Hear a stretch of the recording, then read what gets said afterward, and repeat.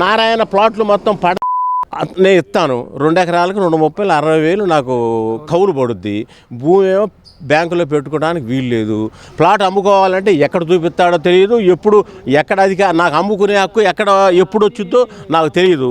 ఈ 10 లక్షల అప్పు వడ్డీ ఎంత, మీరు ఎప్పుడిస్తే నేను అప్పు తీర్చుకుంటాను? అది అట్టుంటే నారాయణ నేను అందరితో మాట్లాడాను మొత్తం ఇస్తామన్నారు అన్నాడు. ఒకప్పుడు 4 కోట్లు మా ఊర్లో అమ్మినప్పుడు నారాయణ ప్లాట్లు మొత్తం ఎక్కడెక్కడ మొత్తం మీరేవుడురా అని చెప్పి ఆగం చేశాడు. అప్పుడు డౌన్ అయింది. మళ్ళీ ఇప్పుడు కొద్దిగా ఈ మధ్య 3 కోట్లు 4, 3.5 అట్లా వచ్చేటప్పటికే నేను 6 సార్లు తీసుకుంటాను, 42 గ్రామాలు తీసుకుంటున్నాను, ఇంకేముందో అంతా మాదే అన్నాడు. మళ్ళీ ఇప్పుడు మొన్నటిదాకా 1.5కి పోయింది. ఇప్పుడు అసలు ఆ నారాయణ అనేవాడిని ఈ ముగ్గురు కమిటీలో నుంచి అసలు తీసేయాలండి.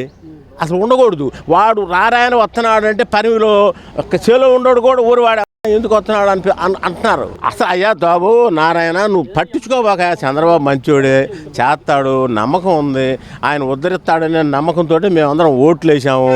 కానీ రైతులను ఇబ్బంది పెట్టకుండా మా ప్లాట్ ఇదయ్యా, నువ్వు బ్యాంకులో పెట్టుకోపో, ఇగో 10 లక్షలు అప్పు ఉంది కదా నీకు, ఆ బ్యాంకులో పెట్టి తీసేసుకో అని నా 2 ఎకరాల కింద ఇప్పుడు నాకు దాదాపు 8 లక్షల దాకా అప్పు ఉంది బ్యాంకులో.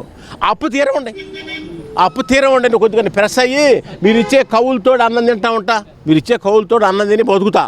ఆ 4 లక్షలు 2 ఎకరాలకు 8 లక్షలు అప్పు తీసేసి ఈ ప్లాట్ బ్యాంకులో పెట్టుకునేటట్టు ప్లాట్ ఇచ్చి ఏంటి నన్ను ఒడ్డెక్కినాయండి అంతేనండి.